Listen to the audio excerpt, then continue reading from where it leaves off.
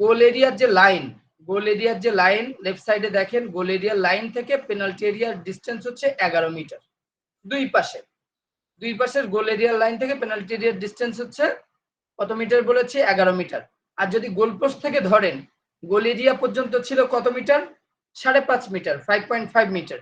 So 5.5 plus 11 total হচ্ছে 16.5 metre, অর্থাৎ 16.5 metre goal post থেকে পেনাল্টি এরিয়ার লাইন, দুই সাইডে গোল লাইন বরাবর। আবার ঠিকই অপোজিটে মাঠের মধ্যেও 16.5 মিটার। মাঠের মধ্যে ঢোকার পরে এটাকে আবার একসাথে করে দেওয়া হয়েছে। সো আমরা নিশ্চয়ই পেনাল্টি এরিয়া, গোল এরিয়া বুঝতে পেরেছি। আর এই পেনাল্টি এরিয়ার মাঝখানে দেখেন একটা বিন্দু দেখতে পাচ্ছেন, এটার নাম লেখা আছে পেনাল্টি স্পট। এই পেনাল্টি স্পটটা অ্যাকচুয়ালি 11 মিটার দূরে থাকে, এই যে গোল লাইন থেকে 11 মিটার দূরে পেনাল্টি স্পটটা রাখা হয়। এখন দেখেন কর্নারে, খেয়াল করেন, কর্নারে একটা আর্ক দেওয়া আছে, একটা বৃত্তচাপ দেওয়া আছে, 4 কর্নারেই দেওয়া আছে। এটাকে বলা হয় কর্নার আর্ক। এই কর্নার আর্কের মাপ হচ্ছে 1 মিটার। ওই কর্নার থেকে একদম কর্নার যে স্পট যেখানে বল প্লেস করে কর্নার কিক নেওয়া হয় ফুটবলে, ওই স্পট থেকে 1 মিটারে একটা বৃত্তচাপ আঁকলেই এটাকে কর্নার আর্ক বলা হয়। 1 মিটার বা 1 গজ, ঠিক আছে। তো আমরা মিটারটাই জানি 1 মিটার। এটা 4 কর্নারেই থাকে। এখন দেখেন আরো একটা, এই যে পেনাল্টি স্পটের ঠিক অপোজিটে মাঠের ভেতরের দিকে একটা বৃত্তচাপ দেওয়া আছে, এটাকে বলা হয় পেনাল্টি আর্ক। কেন পেনাল্টি আর্কটা ইম্পর্টেন্ট? কারণ যখন ফুটবলের একটা নিয়ম আছে, যখন কোনো ফাউল হয় বা ফ্রি কিক বা ইনডিরেক্ট ফ্রি কিক হয়, যখন হয় তখন কি হয়, অপোনেন্ট টিমকে 10 গজ দূরে বা 9.15 মিটার দূরে দাঁড়াতে হয়। অর্থাৎ আপনি চাইলেই সামনে এগিয়ে দাঁড়াতে পারবেন না, আপনাকে অ্যাটলিস্ট 10 গজ অথবা 9.15 মিটার দূরে দাঁড়াতে হবে। তো যখন এই পেনাল্টি স্পট থেকে এই যে লাইনটা আমরা দেখতে পাচ্ছি স্ট্রেট লাইন, এই লাইনটা 10 গজ দূরে না, যে কারণে প্লেয়াররা যেন 10 গজ দূরে থাকে, এই জন্য এই পেনাল্টি আর্কটা দেওয়া হয়ে থাকে। যখন পেনাল্টি কিক নেওয়া হয় তখন বাকি সব প্লেয়াররা এই যে পেনাল্টি এরিয়ার বাইরে অবস্থান করে, এবং এই সোজাসুজি কেউ দাগের সাথে থাকতে পারে না, যে কারণে যেহেতু 10 গজ দূরে দাঁড়াতে হয়, এই 10 গজটা মেজার করার জন্যই মূলত পেনাল্টি আর্কটা দেওয়া হয়। এরপরে খেয়াল করেন সেন্টারে একটা সার্কেল দেওয়া আছে, এটাকে বলা হয় সেন্টার সার্কেল, ঠিক আছে। সেন্টার সার্কেলের মেজারমেন্ট হচ্ছে 9.15 মিটার। ওই ঠিকই যখন সেন্টার থেকে কিক অফ নেওয়া হয়, ফুটবলের খেলাটা শুরু করা হয়, প্রত্যেক গোলের পরে যখন আবার কিক অফ করা হয়, আবার যখন সেকেন্ড হাফের খেলা যদি হয় সেক্ষেত্রে খেলা শুরু করা হয়, সো এখান থেকে কিক অফ নেয়। সো এই খেলাটা শুরু করে সেন্টার থেকে। তো সেন্টার যখনই শুরু করে, বলেছে কি এই টাইপের সময়ে অপোনেন্ট টিমকে 10 গজ দূরে দাঁড়াতে হয় বা 9.15 মিটার, এই জন্য এই সার্কেলটা 9.15 মিটার। সেম ওয়েতে পেনাল্টি স্পট থেকে এটার ডিসটেন্স 9.15 মিটার।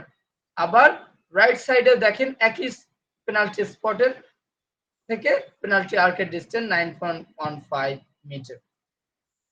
তাহলে এবার যদি আমরা একটু এট এ গ্লান্স যদি রাইট সাইডে খেয়াল করি, এতক্ষণ আমরা স্পট প্লাস আমরা কি দেখলাম, একটু মেজারমেন্টটা জানলাম। আমরা এখন একটু খেয়াল করি আমাদের যেটা টাচ লাইনের দৈর্ঘ্য কত বলেছি? 100 থেকে 110 মিটার, অর্থাৎ দৈর্ঘ্য।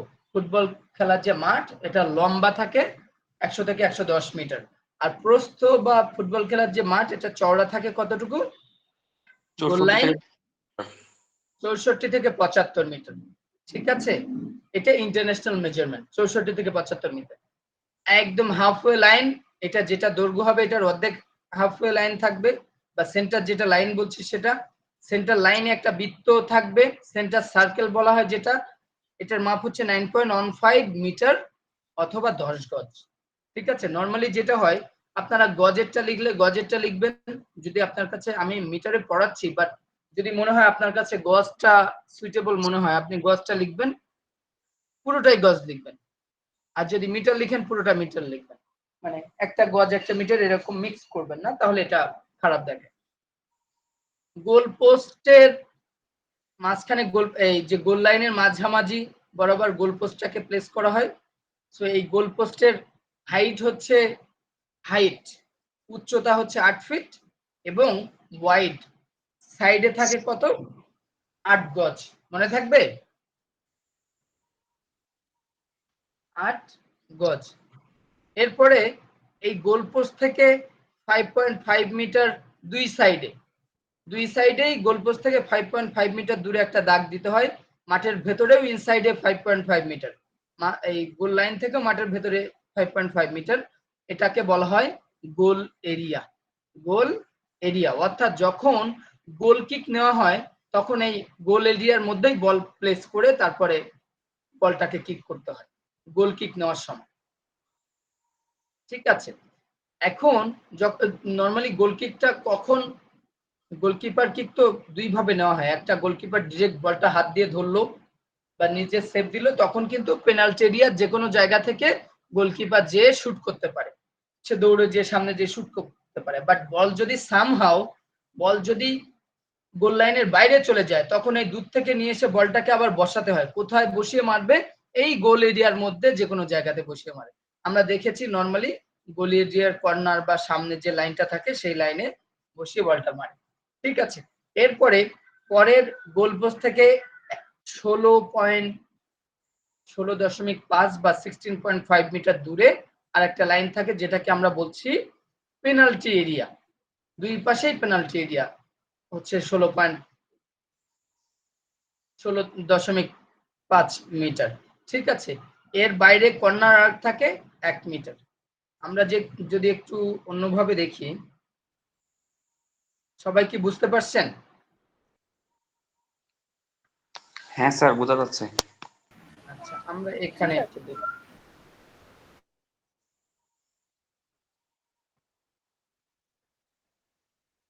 ফুটবল মাঠটা পরীক্ষার সময় অনেক পরীক্ষাতে ফুটবল মাঠ আসে। ঠিক আছে, আমরা আমরা ধরে নিচ্ছি যেহেতু হাতে এভাবে ড্রয়িং করছি, এটা জাস্ট এখানে, এটা হচ্ছে ফুটবল মাঠের টাচ লাইন। এই টাচ লাইনের দৈর্ঘ্য কত বলেছিলাম? 100 থেকে 110 মিটার। 100 থেকে 110 মিটার। এবং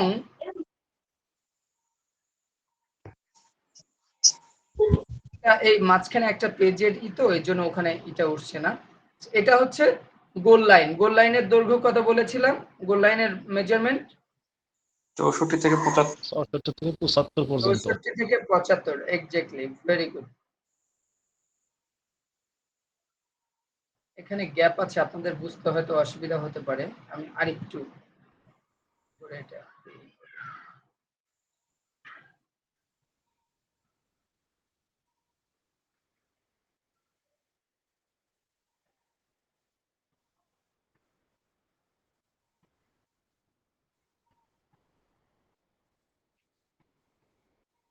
এটা গোল লাইন, গোল লাইন, আর এটা ধরে নেন যেহেতু হাতে ড্রয়িং করছি এটা বাঁকা হচ্ছে।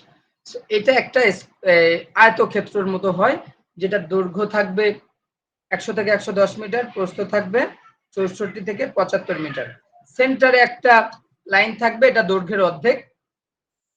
সেন্টারে একটা স্পট থাকে, সেন্টার স্পট, যেখান থেকে বলটা মূলত কিক অফ করা হয়। এইবার সেন্টার স্পট থেকে কত মিটার বলেছি? 9.15 মিটার। এটা আমি মাঝখানে দাগটা দিয়েছি, এটা কিসের জন্য, ওই জাস্ট মেজারমেন্টটা বোঝানোর জন্য। এটার মেজারমেন্ট থাকে 9.15 মিটার এই সেন্টার স্পট থেকে একটা সার্কেল। এবার যদি আমরা গোল পোস্টটা প্লেস করি ঠিকই মাঝামাঝি বরাবর, ধরে নেন 64 থেকে 75 মিটার, ধরেন আপনি 70 মিটার আপনি প্রস্থ দিয়েছেন, তাহলে কত মিটারে, এই যে 35 মিটারে আপনি একটা স্পট মার্ক করে ফেলবেন। এবং 35 মিটার থেকে সাইডে কি বলেছিলাম 8 গজ। 8 গজ হচ্ছে তাহলে এক এক সাইডে কত 4 গজ গজ? করে। 4 গজ করে, এক্স্যাক্টলি। এক এক সাইডে 4 গজ করে আপনি দিয়ে দিবেন। ধরে নিলাম এটা গোল পোস্ট। এই গোল পোস্টের মাপ হচ্ছে সাইডে 8 গজ আর উপরে 8 ফিট।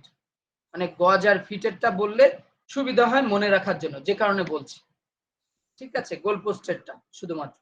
এবং এখান থেকে কি বলেছি, এই যে গোল পোস্ট এখান থেকে সাইডে 5.5 মিটার, সেম 5.5 মিটার মাঠের ভেতরে। আবার এই গোল পোস্ট থেকে ঠিকই 5.5 মিটার এদিকে, এখান থেকে 5.5 মিটার মাঠের ভেতরে। এবার এই লাইনটা অ্যাড করে দিলাম, এটাকে বলছি কি গোল এরিয়া।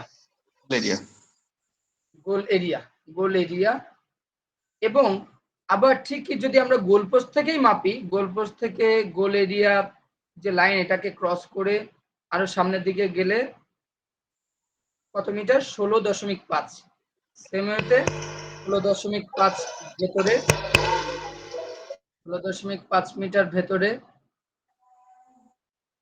দেন এটাকে যদি অ্যাড করে দিই, এটা হচ্ছে, আমি এক পাশে ড্রয়িং করছি, অন্য পাশে আমাদের সময়ের সুবিধাতে আমরা এক পাশে ড্রয়িং করছি। এটাকে আমরা বলছি কি, এটাকে বলা হয় পেনাল্টি এরিয়া। এটাকে পেনাল্টি এরিয়া বলা হয়। ঠিক আছে, সো পেনাল্টি এরিয়ার মেজারমেন্ট গোল পোস্ট থেকে 16.5 আর এই যে গোল এরিয়া লাইন থেকে 11 মিটার। ঠিক আছে, 11 মিটার। এখন এই ঠিক গোল গোল লাইনের মাঝ বরাবর, গোল পোস্টের মাঝ বরাবর থেকে সোজা সামনে একটা স্পট থাকে। ড্রয়িং এর সুবিধাতে এভাবে দেখাচ্ছি। এই জায়গাটার নাম হচ্ছে পেনাল্টি স্পট, অর্থাৎ পেনাল্টি কিকটা এখান থেকে নেওয়া হয়। এটার ডিস্টেন্স হচ্ছে 11 মিটার। কত মিটার? 11 মিটার। আবার এখান থেকে ঠিক এই জায়গাতে পেনাল্টি আর্ক দেওয়া থাকে, এটা মেজারমেন্ট কত? 9.15 মিটার পেনাল্টি আর্কের। 9.15 যেগুলো আছে ঠিক সেটা, এই যে সেন্টার সার্কেলটাও 9.15 আর দুটা পেনাল্টি আর্ক, এই একটা আর অপোজিট সাইডে আঁকলে ওরকম আর একটা হবে সেম। ঠিক আছে, এটা এই পেনাল্টি আর্ক। এটা হচ্ছে আমরা কি বলছি, এই পেনাল্টি আর্কের ডিসটেন্স হচ্ছে 9.15 মিটার ওই পেনাল্টি স্পট থেকে। এখন আমাদের বাকি কি থাকলো? কর্নারে, যদিও আমাদের এখানে হোয়াইটটা অনেক কম হয়ে গিয়েছে উপরে লেখার কারণে, কর্নারে 1 মিটারের কি থাকে, কর্নার আর্ক। 4 কর্নারে আমরা যদি খেয়াল করি, 4 কর্নারে কর্নার আর্ক থাকে, যেটার মেজারমেন্ট থাকে 1 মিটার বা 1 গজ। এখন ফুটবল ফিল্ড কারো কোনো কোশ্চেন আছে? হ্যালো, সবাই কি আমাকে শুনতে পাচ্ছেন? জি স্যার। ফুটবল ফিল্ড বুঝতে পারেন না এমন কেউ আছেন? স্যার শোনা যায়। স্যার সবাই কি বুঝতে? আরেকবার কি একটু বলা যায় প্রথম থেকে? আচ্ছা, ওকে।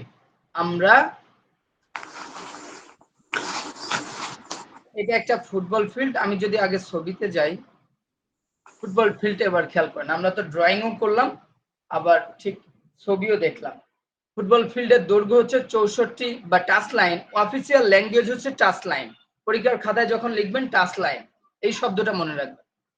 ফুটবল অনেক সময় আসে ফুটবল মাঠের দৈর্ঘ্য প্রস্থ কত, সেটা ভিন্ন বিষয়, বাট অফিসিয়াল ল্যাঙ্গুয়েজ হচ্ছে টাচ লাইন। টাচ লাইন এবং গোল লাইন। টাচ লাইনের দৈর্ঘ্য হচ্ছে 100 থেকে 110 মিটার, প্রস্থ হচ্ছে 64 থেকে 75 মিটার।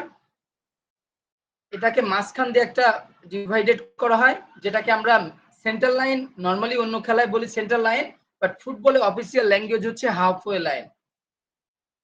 এই হাফওয়ে লাইনের সেন্টার স্পট থাকে, যেখান থেকে কিক অফ নেওয়া হয়, অর্থাৎ ফুটবল খেলা শুরু করা হয়। আবার গোল হলে এখান থেকেই শুরু করা হয়। এক কথায় ফুটবল খেলা শুরু হয় এখান থেকে। তো এই স্পট থেকে 9.15 মিটার একটা সার্কেল মেক করা হয়। আবার এটাকে বলা হয় সেন্টার সার্কেল। আর গোল পোস্ট মাঝখানে, গোল লাইনের মাঝামাঝি বরাবর গোল পোস্টটাকে প্লেস করা হয়। গোল পোস্টের মেজারমেন্ট হচ্ছে 8 ফিট উচ্চতা আর চওড়া, সাইডে থাকে 8 গজ।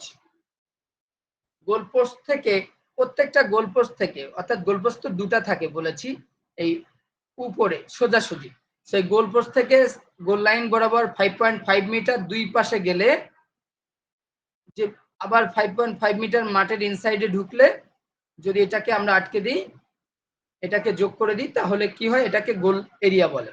আবার গোল পোস্ট থেকে ঠিকই গোল লাইন বরাবর দুই পাশে উভয় পাশে 16.5 মিটার অর্থাৎ 16.5 মিটার দুই পাশে, আবার মাঠের ভেতরে ইনসাইডেও 16.5 মিটার যাওয়ার পরে এই যে একটা লম্বা লাইন দিয়ে এটাকে যদি যোগ করে দিই, তাহলে এটাকে বলা হয় পেনাল্টি এরিয়া। ঠিক আছে, অনেক সময় আমরা ফুটবলের আঞ্চলিক ল্যাঙ্গুয়েজে এটাকে বলি ডি বক্স। এটা দেখতে অনেকটা ডি এর মতো, যে কারণে আমরা বলি ডি বক্স, বড় ডি এবং ছোট ডি অনেকের সাথে মিলে যেতে পারে, but that is not the official language. ঠিক আছে, এরপরে পেনাল্টি স্পট। পেনাল্টি স্পটটা গোল লাইনের ঠিক সেন্টার থেকে 11 মিটার দূরে থাকে এবং এই পেনাল্টি স্পট থেকে 10 গজ বা 9.15 মিটার দূরে একটা পেনাল্টি আর্ক করা হয় এই গোল পেনাল্টি এরিয়ার বাইরে। এটা কিন্তু পেনাল্টি এরিয়ার বাইরে, কারণ কি এখানে 10 গজ দূরে প্লেয়ারদের দাঁড়াতে হয় পেনাল্টি স্পটের সময়। দেখেন এই আর্কের এক প্রান্ত থেকে অন্য প্রান্ত আর এর পরের যে ডিস্টেন্স, এখানে অটোমেটিক 10 গজের বাইরে, যে কারণে পেনাল্টির সময় সবাই এই যে পেনাল্টি এরিয়ার বাইরে থাকে, এক্সেপ্ট দ্য কিকার, যে কিক নেবে সে ছাড়া। এরপরে থাকে কর্নার আর্ক, যেটার মেজারমেন্ট হচ্ছে 1 মিটার। নিশ্চয়ই আমরা বুঝতে পেরেছি। আমরা এখন একটু রুলস রেগুলেশনে যাই।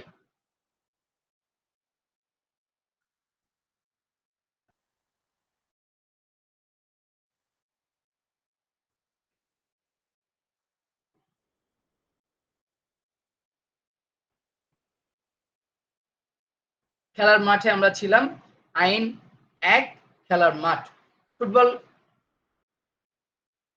ফুটবলের মাঠের আকার এবং চিহ্ন নির্ধারণ করে এই আইনটা, যাকে বলা হয় একটি ফুটবল পিচ বা ফুটবল মাঠ। পিচ প্রাকৃতিক বা কৃত্রিম ঘাস দ্বারা গঠিত হয়। আমাদের যে ফুটবল মাঠ, এটা কি ন্যাচারাল যে ঘাস এটার হতে পারে, অথবা আর্টিফিশিয়াল বা সিনথেটিক ঘাস হতে পারে। ঠিক আছে, গোল লাইনের সমান্তরালে চলে এবং খেলার পৃষ্ঠকে চিহ্নিত করে এমন একটি লাইন দ্বারা পিচ দুটি সমান ভাগে বিভক্ত করা হয়। এই রেখাটি কেন্দ্র হিসাবে কাজ করে এবং এর চারপাশে 9.15 মিটার একটি বৃত্ত আঁকা হয়। টাচ লাইন গুলি অবশ্যই 100 থেকে 110 মিটার দীর্ঘ এবং দৈর্ঘ্যে একই হতে হবে এবং গোল লাইন 64 থেকে 75 মিটার চওড়া এবং প্রস্থের সমান হতে হবে। অর্থাৎ এখানে খুবই বেসিক সিম্পল রুলস দেওয়া, বাট আমরা যেটা ছবিতে ডিরেক্ট দেখেছি ওটা আমরা মনে রাখার চেষ্টা করব। ঠিক আছে, দেন আইন 2 কি বলছে? আইন 2 হচ্ছে বল। খেলার বল কেমন হবে? এটা গোল আকৃতির হবে। ঠিক আছে, বৃত্ত বা গোল আকৃতির। এটার নির্দিষ্ট উপাদান রয়েছে, যেটা সিনথেটিক রাবার জাতীয় জিনিস দিয়ে তৈরি হবে। এটার বলের আদর্শ সাইজ আছে বা আকার আছে, যেটাকে আমরা সাইজ নাম্বার 5 বলে থাকি। ঠিক আছে, 5 নাম্বার সাইজ। ফুটবলের সাইজটাকে আমরা মূলত, বলের বেশ কয়েকটা সাইজ থাকে, 1 2 3 4 5 6 7 এরকম সাইজ থাকে। সবচেয়ে বড় সাইজের বল আছে বাস্কেটবল। সো আমরা ফুটবলের সাইজটাকে ধরা হয় 5 হিসাবে, সাইজ 5। ঠিক আছে, এটার ব্যাস থাকে, অর্থাৎ ইনসাইডে এক প্রান্ত থেকে অন্য প্রান্ত 22 সেন্টিমিটার আর পরিধি থাকে 68 থেকে 70 সেন্টিমিটার। অর্থাৎ ফুটবলের একটা ফুটবলটাকে যদি আপনি পুরোটা রাউন্ড শেপে যদি মেজারমেন্ট করেন, স্ট্যান্ডার্ড ফুটবলের মেজারমেন্ট হবে কত? 68 থেকে 70 সেন্টিমিটার। আর ভেতরের এক প্রান্ত থেকে অন্য প্রান্ত যদি আপনি ব্যাসটাকে মাপেন, সেটা ব্যাস হবে 22 সেন্টিমিটার। ফুটবলের ওজন কত হবে? একটা আদর্শ ফুটবলের ওজন হবে 410 থেকে 450 গ্রাম, এটার মধ্যে স্ট্যান্ডার্ড ফুটবলের ওয়েট। তাহলে ফুটবল কিসের হবে? গোলাকৃতির। দেন এটার মেজারমেন্টটা কত থাকবে? 68 থেকে 70 সেন্টিমিটার এটার ডায়ামিটার, বা যেটাকে আমরা পরিধি বলছি। দেন এটার ওয়েট থাকবে 410 থেকে 450 গ্রাম এবং এটার যে 22 সেন্টিমিটার, যেটাকে ব্যাস, ইনসাইড টু ইনসাইড ব্যাস। আমরা সবাই জানি ব্যাস কেমন। ব্যাস হচ্ছে ধরে নিই যদি এটা একটা ফুটবল হয়, ব্যাস হচ্ছে এটা, এটা হচ্ছে 22 সেন্টিমিটার। আর পরিধি কোনটা বলছি 68 থেকে 70 মিটার। এই যে রাউন্ড পুরোটা যদি আমরা মাপি সেটা হবে 68 থেকে 70 সেন্টিমিটার। বলের সাইজটা হবে 5 এবং বলের ওজন হবে 410 থেকে 450 গ্রাম। মনে থাকবে সবার? চেষ্টা করবো স্যার মনে রাখতে। ওকে, ভেরি গুড। এই খেলার আইন হচ্ছে আইন নাম্বার 3, প্লেয়ার্স। ফুটবলের প্রথম আইনটা কি? The field. প্রথম সেকেন্ড আইনটা আইন হচ্ছে বল, এন্ড থার্ড আইন হচ্ছে প্লেয়ার্স অথবা number of players, the number of players. প্রতি দলে 11 জন করে খেলোয়াড় খেলতে হবে, অর্থাৎ প্রত্যেক দলে 11 জন করে খেলোয়াড় থাকে। 11 জনের মধ্যে একজনকে অবশ্যই গোলকিপার হতে হবে, এটা নর্মাল রুলস। একটি দলকে সম্পূর্ণরূপে বিবেচনা করার জন্য কমপক্ষে 7 জন খেলোয়াড় থাকতে হবে। অর্থাৎ আপনি একটা টুর্নামেন্ট খেলতে গিয়েছেন, সামহাও আপনার অনেক প্লেয়ার ইনজুর্ড, মাঠে 7 জন খেলোয়াড় হলে খেলা চালানো যাবে। মাঠে কমপক্ষে আপনার দলে যদি 7 জন খেলোয়াড় থাকেন তাহলে আপনার খেলা খেলতে পারবেন। তার মানে এই না যে বিপক্ষ দলও 7 জন নিয়ে খেলবে, না, বিপক্ষের দল 11 জন নিয়ে খেলবে যদি তাদের এনাফ প্লেয়ার থাকে। বাট আপনার প্লেয়ার যদি না থাকে সেই ক্ষেত্রে আপনাকে 7 জন নিয়ে খেলতে হবে। আর 7 জনের কম হলে খেলা হবে না, অপোনেন্ট টিম অকভার পেয়ে যাবে, অপোনেন্ট টিম জয়ী হয়ে যাবে অটোমেটিক। ঠিক আছে? জি স্যার, আমার একটা খেলোয়াড়দের প্রশ্ন ছিল। কি বলেন? স্যার প্রশ্নটা হচ্ছে, যদি ধরেন স্যার খেলায় কোনো কারণে একটা টিমের যদি 5 জন লাল কার্ড পায় তাহলে কি অন্য টিম ওয়াক ওভার পেয়ে যাবে স্যার? 5 জন লাল কার্ড পেলে অন্য টিম না, ওয়াক ওভার পেয়ে যাবে স্যার? তখন আমি বলি, তো ব্যাপারটা হচ্ছে এটা খেলার স্টার্টিং। আপনি ভালো কোশ্চেন করেছেন, খুবই টেকনিক্যাল কোশ্চেন। এই স্টার্টিং এ খেলা শুরু করতে হলে সত্য হচ্ছে আমরা কি জানি, প্রত্যেক দলে 11 জন 11 করে খেলোয়াড় মাঠে খেলে, রাইট? জি স্যার। এ পর্যন্ত বুঝতে পেরেছেন? 11 জন করে খেলোয়াড় মাঠে খেলে। আপনার টিম থাকে 15 সদস্যের টিম। জি অনেক স্যার। সময় এখন এখন এখন স্ট্যান্ডার্ড যেটা করা হয় 16 সদস্যের টিম করা হয়, ঠিক আছে? বাট অ্যাকচুয়ালি একটা টিমের সাথে অনেক সময় 22 সদস্য 25 সদস্য টিম রাখে। বাট ফাইনাল স্কোয়াডটা দেওয়া হয় 16 সদস্যের। 16 জনকে নেওয়া হয় ফাইনাল স্কোয়াডে। বুঝতে পেরেছেন? এই স্কোয়াড থেকে 11 জন প্লেয়ার মাঠে খেলে। এখন আপনার 16 জনের মধ্যে ধরেন সামহাও অসুস্থ, সো আপনি খেলবেন, না খেললে তো অপোনেন্ট টিম পয়েন্ট পেয়ে যাবে, অপোনেন্ট টিম জয়লাভ করবে। সো আপনি অ্যাটলিস্ট 7 জন খেলোয়াড় বা টাইমলি 7 জন খেলোয়াড় যদি উপস্থিত হয় আপনি খেলা চালাতে পারবেন। এখন আপনার কোশ্চেনে আছি, আপনার কোশ্চেন হচ্ছে খেলা চলছে, 11 জনই খেলছিল, বাট সামহাও 5 জন 5 জন স্যার রেড কার্ড খেয়ে লাল কার্ড গিয়েছে। ছিল। এখন আমার খেলোয়াড় আছে কয়জন? 6 6 জন। জন। সমস্যা নেই, খেলতে পারবে, কারণ তারা তো স্টার্ট করেছিলই যে সত্য অনুযায়ী, সেভাবেই শুরু করেছে। বাট খেলার মধ্যে ইনসিডেন্ট হয়েছে, বুঝতে জি স্যার, পেরেছেন? বুঝতে পারছি। জি স্যার। এক্ষেত্রে আসসালামু সেই করতে পারে। ভালো কোশ্চেন করেছেন, থ্যাংক ইউ ভেরি মাচ। তাহলে খেলোয়াড়দের তাদের পা বা ধড় দিয়ে বল আঘাত করা উচিত। অর্থাৎ আপনি আহ, এখানে এখানে আসলে বইয়ের ল্যাঙ্গুয়েজ তো অনেক সময় আমাদের একটু আনইজি লাগতে পারে। খেলোয়াড়রা, ফুটবল খেলোয়াড়দের রুলস হচ্ছে আপনি ফুটবলটাকে পা দিয়ে খেলতে হবে। শরীরের উইদাউট গোলকিপার, গোলকিপার বাদে অন্য সকল খেলোয়াড়কে কিভাবে খেলতে হবে? হাত হাত বাদে বাকি সব জায়গা দিয়ে সে খেলতে পারবে, শরীরের যে কোনো জায়গায় ব্যবহার করতে পারবে, এক্সেপ্ট দ্য থ্রোয়িং। যখন গোল থ্রো করা হয়, অর্থাৎ মাঠের বাইরে বল চলে গেলে ফুটবলে হাত দিয়ে থ্রো করা হয়, সেটা বাদে মাঠের মধ্যে যখন খেলা চলে তখন সবাইকে কি শরীরের অংশ ইউজ করতে হবে, হাত বাদে বাকি মাথা ইউজ করতে পারে, বডি পার্টস ইউজ করতে পারে, পা পা দিয়ে খেলতে হয়। বাট গোলকিপার তার এরিয়ার মধ্যে সে হাত পা শরীরের যে কোনো অঙ্গ প্রত্যঙ্গ ব্যবহার করতে পারে। গোলরক্ষক ব্যতীত কোনো খেলোয়াড়কে বল স্পর্শ করার জন্য তাদের হাত বা বাহু ব্যবহার করার অনুমতি নেই। এই যেটাকে বলছিলাম, with except the goalkeeper every player have to use their body except hands.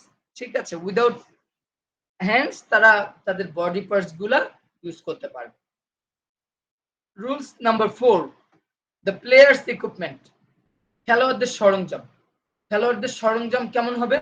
আমরা যদি খুবই সংক্ষেপে বলি, খেলোয়াড়দের তারা বুট পরিধান করবে, অর্থাৎ যেটাকে আমরা জুতা বলি, বুট পরিধান, ফুটবলের স্পেসিফিক জুতা আছে যেটাকে আমরা বুট বলে থাকি, এই বুট। তারপরে শর্ট শার্টস, অর্থাৎ উপরে আপার পার্টে আমরা যে জার্সি যেটাকে বলি, জার্সি পরবে, হাফ প্যান্ট পরবে, মোজা পরবে, জুতা বলেছি, বুট পরবে। এবং সঠিক শিন সুরক্ষা পড়তে হবে, শিন গার্ড, আমরাকে অনেক সময় এলাকার ভাষায় আমরা বলি যেটাকে সেফ গার্ড।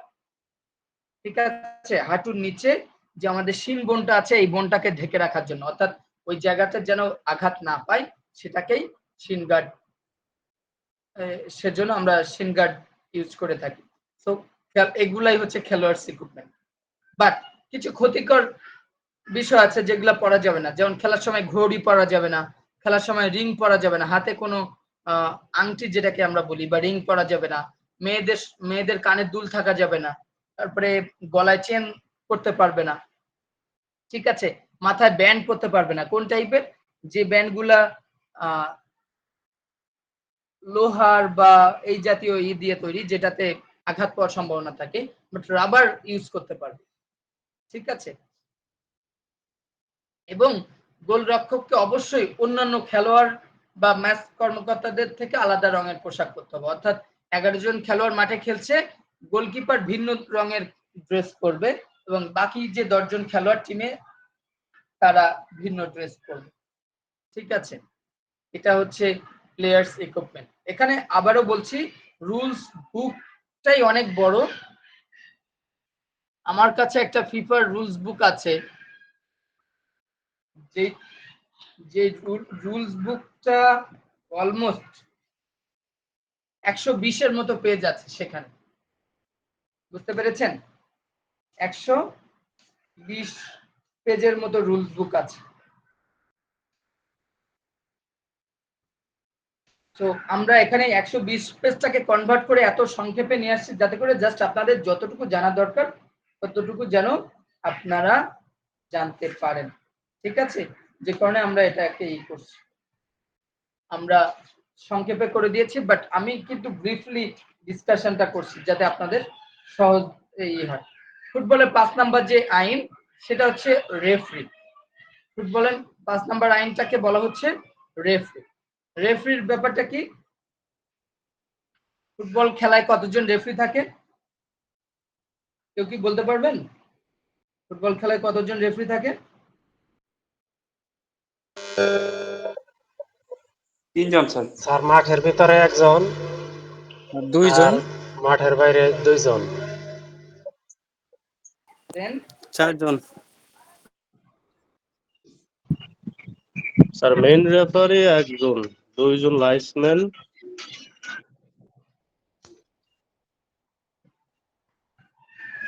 আচ্ছা, ভেরি গুড, ভালো বলেছেন। আমাদের মাঠের মধ্যে একজন রেফারি খেলা পরিচালনা করেন, মাঠের মধ্যে, যিনি হুইসেল দেন, ঠিক আছে, বাঁশি দিয়ে খেলা পরিচালনা করেন, ঠিক আছে, খেলাটাকে কন্ট্রোল করেন অ্যাকচুয়ালি উনি একজন রেফারি। এবং সাইড লাইন বরাবর 2 জন রেফারি থাকেন, যাদেরকে আমরা অ্যাসিস্ট্যান্ট রেফারি বলে থাকি। কি বলে থাকি? সহকারী রেফারি।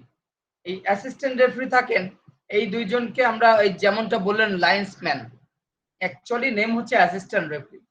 একজন প্রধান রেফারির দায়িত্বে থাকেন, আর অ্যাসিস্ট্যান্ট রেফারি থাকেন কতজন? 2 জন অ্যাসিস্ট্যান্ট রেফারি সাইডে থাকেন। এর পাশাপাশি আরো রেফারি থাকেন, ভিডিও অ্যাসিস্ট্যান্ট রেফারি থাকেন, ঠিক আছে। টেবিলে একজন রেফারি থাকেন। প্লেয়ার যখন এন্ট্রি করে, তখন প্লেয়ার যখন মাঠে প্রবেশ করে তখন হচ্ছে মাঝখানে ওই যে ফুটবল ফিল্ডের মাঝ লাইন বরাবর সাইডে বসে থাকে রেফারি। উনি টাইমও খেয়াল করেন, আবার দেখবেন প্লেয়ার যখন চেঞ্জ হয় তখন উনি এসে সিগন্যাল দিয়ে দেন যে এত নাম্বার প্লেয়ার আউট, এত নাম্বার প্লেয়ার ইন। বুঝতে পারছেন সবাই? তো নর্মালি নরমালি যেটা হয় ভিএআরটা কাউন্ট যদি না করি আমরা 4 জন রেফারির কথা বলবো। কতজন? 4 জন রেফারি, ঠিক আছে। আর যদি আমরা আপডেটটাই করি তাহলে আমরা বলবো টোটাল 5 জন রেফারির কথা বলবো। একজন মেইন রেফারি আর 4 জন সহকারী রেফারি, টোটাল 5 জন রেফারির কথা বলবো, ঠিক আছে। তবে 4 জন বললেও সমস্যা নাই। আপনারা লিখতে পারেন ভিএআর, ভিএআর সহ ভিডিও অ্যাসিস্ট্যান্ট রেফারি একজন থাকে,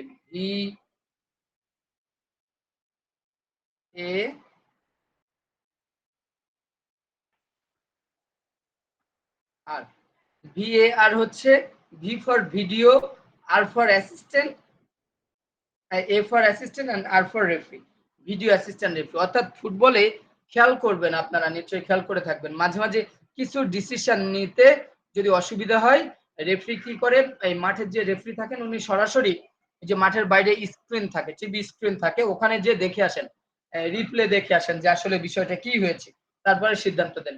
এটা হচ্ছে অ্যাকচুয়ালি ভিএআর পদ্ধতি এখন ফুটবলে ব্যবহার করা হয়। ফুটবলের 6 নাম্বার যে আইন সেটাকে বলা হচ্ছে অন্যান্য ম্যাচ কর্মকর্তা, অর্থাৎ সহকারী রেফারির কথা বলা হচ্ছে। আমরা অলরেডি সহকারী রেফারির কথা, অ্যাসিস্ট্যান্ট রেফারির কথা আমরা বলেছি, ঠিক আছে, আলোচনা করেছি। 7 নাম্বার যে রুলস সেটা হচ্ছে ম্যাচের সময়কাল, the duration of play. The duration of play কেমন?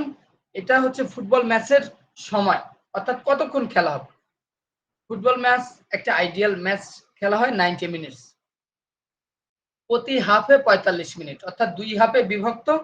45 মিনিট প্রথম অর্ধ খেলা হবে, দেন 15 মিনিটের ব্রেক, হাফ টাইম যেটাকে আমরা বলছি হাফ টাইম ইন্টারভেল, 15 মিনিটের ব্রেক, এরপরে আবার 45 মিনিট, মোট 90 মিনিটের খেলা হবে। প্রথমে কত মিনিট? প্রথমে হবে 45 মিনিট প্রথম হাফ, খেলা শুরু হলো, 45 মিনিট পরে খেলা শেষ, 15 মিনিটের ব্রেক, দেন কি হবে, আবার 45 মিনিট খেলা হবে, এভাবে খেলা শেষ হবে। সামহাউ যদি লিগ পদ্ধতি খেলা হয় তাহলে তো এভাবে শেষ হয়ে যায়, বাট যদি নকআউট ম্যাচ হয়, আবার যদি ম্যাচ ড্র থাকে সেই ক্ষেত্রে আবার 15 মিনিট করে 30 মিনিটের খেলা হয়, ঠিক আছে, 15 মিনিট করে 30 মিনিটের খেলা হয়। সেই ক্ষেত্রেও যদি ম্যাচ ড্র হয় তখন টাই ব্রেকারে ম্যাচের জয় পরাজয় নির্ধারণ করা হয়। স্যার ওই যে অতিরিক্ত সময় কিভাবে কাউন্ট করে স্যার? জি, অতিরিক্ত সময় বললাম না 15 15 30। না না স্যার, ওইটা বাদ ওই যে 5 মিনিট 4 মিনিট দেয়। আচ্ছা আচ্ছা, এক্সট্রা টাইম, এটাকে বলা হয় injury time, actually injury time, অর্থাৎ খেলার মধ্যে কোনো অকারেন্স ঘটেছে সেখানে যে সময়গুলো নষ্ট হয়, এই টাইমটা অ্যাকচুয়ালি ওই যে টেবিল অফিসিয়াল থাকেন, টেবিল অফিসিয়ালের কথা বলেছিলাম না, যে যিনি প্লেয়ার চেঞ্জের ক্ষেত্রে একটা সাইনবোর্ড নিয়ে আসেন, ওখানে লেখা থাকে যে প্লেয়ার নাম্বার 7 ইন বা প্লেয়ার নাম্বার 10 আউট, এরকম লেখা থাকে না। সো উনি এই টাইমটা মোটামুটি কাউন্ট করেন। কাউন্ট করার পরে দেখবেন এই যে 45 মিনিট খেলা ফার্স্ট হাফ শেষ, ওই 45 মিনিটের আগেই উনি একটা বোর্ড নিয়ে হাজির হন এক্সট্রা টাইমের। এক্সট্রা টাইম অ্যাকচুয়ালি ওটা এক্সট্রা টাইম না, ওটা ইনজুরি টাইম। খেলার মধ্যে কেউ পড়ে গেল, আঘাত পেল, তখন যে খেলা স্টপ করে রাখতে হয়, তখন যে খেলাটা বন্ধ করে রাখতে হয়, এটাকে এই জন্য এটাকে ইনজুরি টাইম বলা হয়। তখন দেখবেন উনি একটা ক্যালকুলেশন করে উনি টাইমটা নির্ধারণ করেন, যেটা 3 মিনিট যে অতিরিক্ত সময় বা ইনজুরি টাইম। বুঝতে পেরেছেন?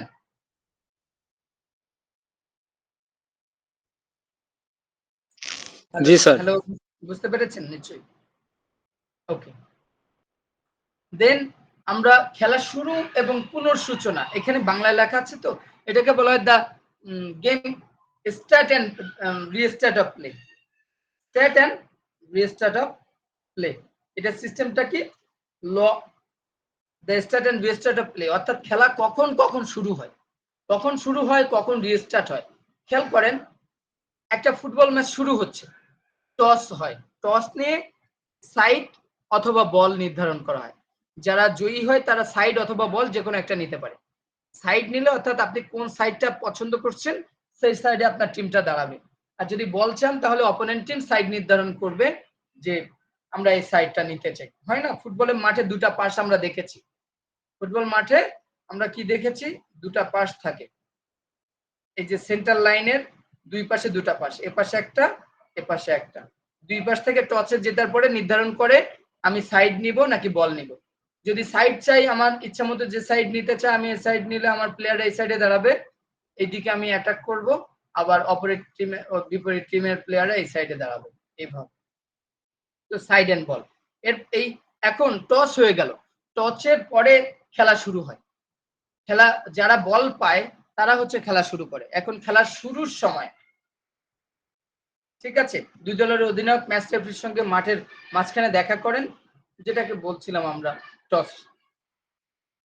প্রথমত কোন গোলপোস্ট অনুসরণ করবেন তা বেছে নিন। গোলপোস্ট কোন পাশে সাইড নেবেন বললাম না, সাইড অথবা বল, এখানে শুধুমাত্র সাইডের কথা উল্লেখ করা হয়েছে, ঠিক আছে।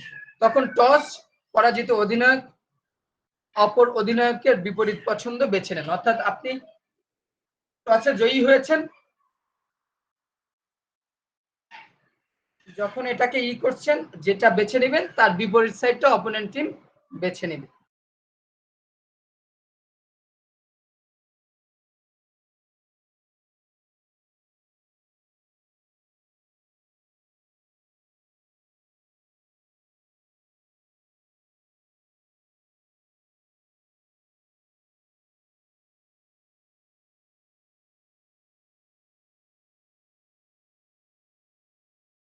স্যার কথা তো শোনা যায় না।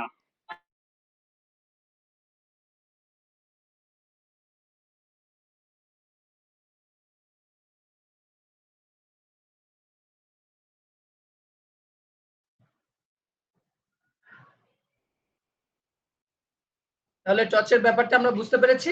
আবার যেটা হয়, হ্যালো সবাই শুনতে পাচ্ছেন? জি স্যার শুনতে পাচ্ছি, বলেন। কিছুক্ষণ শোনা যায়নি। আমি একটু পানি খাচ্ছিলাম, এর জন্য দুঃখ প্রকাশ করছি। আবার এই প্রথম অর্ধে যে খেলা শুরু হলো, দ্বিতীয় অর্ধে ঠিকই আবার সাইড চেঞ্জ করতে হয়, অর্থাৎ আপনি প্রথম অর্ধে যে সাইডে খেলেছেন সেকেন্ড হাফে বিপরীত সাইডে খেলবেন, ঠিক আছে। The ball in and out of play, এটাকে বলা হয় রুলস নাম্বার 9। খেলার মধ্যে বল এবং বাইরের বল। খেলার মধ্যে বল বলতে কি বোঝায় এবং বাইরে বল বলতে কি বোঝায়? কারণ খেলার বাইরে বল একটি ফুটবল খেলার সময় খেলার দুটি প্রাথমিক স্তর, এই দুটা বল ইন অ্যান্ড আউট, ঠিক আছে। বলটিকে প্রতিটি খেলার সময়কালের শুরু থেকে খেলার সময়কাল শেষ না হওয়া পর্যন্ত একটি কিক অফ সহ খেলায় বলা হয়। শুধুমাত্র বিরল ক্ষেত্রে বল খেলার মাঠে বাইরে ছেড়ে যায় বা রেফারি খেলা বন্ধ করে দেয়। অর্থাৎ ধরেন খেলা হচ্ছে বলটা মাঠের বাইরে চলে গেল, সাইড লাইনের বাইরে চলে গেল বা গোল লাইনের বল বাইরে চলে গেল, তখন কি রেফারি ঘড়ি বন্ধ করে রাখবেন? তা কিন্তু না, খেলা চলতে থাকবে। এটা খেলার মধ্যে বল কাউন্ট হবে, বুঝতে পেরেছেন? খেলার মধ্যে বল কাউন্ট হবে। ধরেন 90 মিনিটের খেলা, এখন থ্রো ইন হয় না, থ্রো ইনটা কি করে, সাইড লাইনের বাইরে চলে গেলে বল যখন সাইড লাইন বা টাচ লাইনের বাইরে যখন বল চলে যায়, তখন এই বলটাকে থ্রো করে মাঠের মধ্যে দিয়ে আবার খেলা শুরু হয়। আমরা ফুটবল খেলা নিশ্চয়ই দেখেছি। তো তখনও কিন্তু এটাকে আমরা বলবো না যে খেলার বাইরে বল, এটাও খেলার মধ্যে। থ্রো ইনটাও খেলার পার্ট, আপনি বাইরে থেকে বল থ্রো করে খেলা শুরু করবেন, এটাও খেলার মধ্যে বল। বাট অ্যাকচুয়ালি কখন হচ্ছে খেলার বাইরে কাউন্ট হবে? ধরেন খেলা হচ্ছে, হঠাৎ করে মাঠের মধ্যে কুকুর ঢুকে পড়েছে, বুঝতে পেরেছেন? খেলা হচ্ছে, হঠাৎ করে মাঠের মধ্যে কুকুর ঢুকে পড়েছে, এমন একটা ইনসিডেন্ট হয়েছে, খেলার মধ্যে মারামারি বেঁধে গিয়েছে, রেফারিকে মারধর করছে, খেলার মধ্যে এক টিম আর এক টিমকে হয় না অ্যাটাক করে, অনেক সময় মারে, প্রতিপক্ষ খেলোয়াড়দেরকে মারামারি করে, সেই সময়টা বল আউট অফ প্লে হিসাবে কাউন্ট করা হবে, বুঝতে পেরেছেন? যে কারণে লেখা আছে শুধুমাত্র বিরল ক্ষেত্রে বল খেলার মাঠ ছেড়ে যায় বা রেফারি খেলা বন্ধ করে দেয়, এটাকেই হচ্ছে actually the ball out of play বোঝাচ্ছে। বুঝতে পেরেছি সবাই? বা খেলার বাইরে, বাট মাঠের বাইরে গেলেই খেলার বাইরে বল না, এটা মনে রাখতে হবে। আইন নাম্বার 10, ম্যাচের ফলাফল, দ্য মেথড অফ স্কোরিং, এটাকে বলা হয় দ্য মেথড অফ স্কোরিং। খেলাটা কিভাবে স্যার কাউন্ট করা এমন হয়? হয় যে মাঠের বাইরে মানে জি জি বলেন বলেন। হ্যালো। সময়টা গেল, এই সময়টা কি পরে স্যার ওই যে সময় দেয় সেই সময়ের মধ্যে কি এটা যুক্ত হবে? আবার বলেন আবার রেফারিকে বলেন। মারধর করা, রেফারিকে হুম, মারধর বা পক্ষের মধ্যে যে সংঘর্ষ হয় এই কারণে যে সময় নষ্ট হয়, রেফারি মারধর বা পক্ষ বিপক্ষের মধ্যে যে সংঘাত হয় স্যার, এই জন্য যে সময়টা নষ্ট হয়, পরবর্তীতে কি এই সময়টা দেয়া হয়? জি ভালো কোশ্চেন করেছেন। যখন এই যে টাইমটা নষ্ট হয়, তারপরে যদি খেলা হয়, তারপরে যদি ওই ম্যাচটা হয়, তাহলে অবশ্যই ওই যে নষ্ট টাইমটা তারা ফিরে পাবে। আর না হলে তো খেলা শুরু হয়েছে, ধরেন একটা ম্যাচ 90 মিনিটের, 60 মিনিট খেলা হয়েছে, 60 মিনিট খেলা হয়েছে, 60 মিনিট পরে সাপোজ গ্যাঞ্জাম বেঁধে গিয়েছে, মারামারি বেঁধে গিয়েছে। এই মারামারি বাঁধার পরে 90 মিনিট শেষ হয়ে গেছে, তাহলে তো যদি টাইম না দেয় তাহলে তো খেলা শেষ। বুঝতে পেরেছি আমরা? তাহলে যদি খেলা হয়, অর্থাৎ অনেক সময় হয় না কিছু মারামারি হয়, যে ক্ষেত্রে মাঠে খেলা করানো পসিবল হয় না, তো টুর্নামেন্ট কর্তৃপক্ষ ওই ম্যাচটাকে পোস্টপন্ড করে রাখে। অনেক সময় হয় এরকম যে ওই ম্যাচটাকে পোস্টপন্ড করে রাখে, পরবর্তীতে ডিসাইড নেয়, রুলস রেগুলেশন তাদের বাইলজ অনুযায়ী তারা ডিসাইড করে যে এটা এই ম্যাচের ফলাফল কি হবে, ম্যাচটা আবার রিপিট হবে নাকি আমরা এই যে অপরাধ দেখে কোনো দলকে জয়ী বিজয়ী এরকম ই করব। তো এটা তারা ডিসাইড করে। তবে যদি এটা মানে নর্মাল ব্যাপার থাকে যে তারা এটাকে সমাধান করে আবার ম্যাচ গড়ায়, সেক্ষেত্রে টাইম ইনক্লুড হবে অবশ্যই। আপনার লাস্ট বাংলাদেশের যে আন্ডার 20 আমাদের বাংলাদেশ মহিলা টিম চ্যাম্পিয়ন হয়েছে, এই খবরটা জানেন গতকালকে?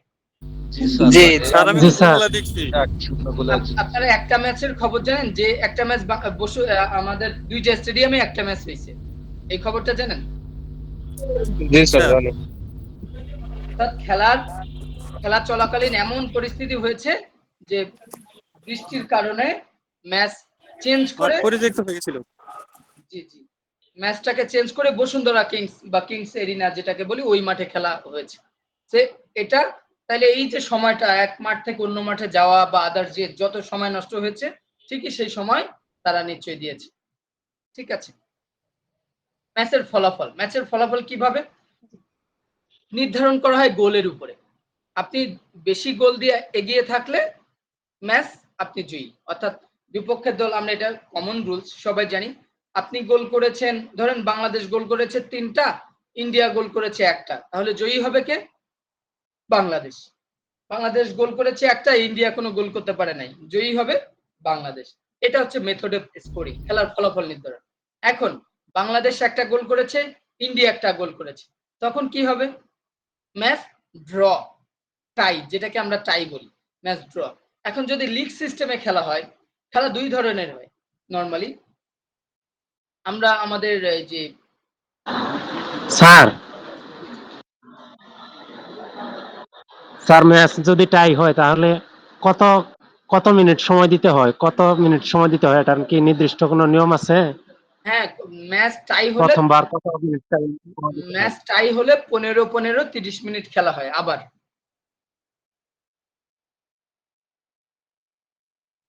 বুঝতে পেরেছেন? জি স্যার বুঝেছি।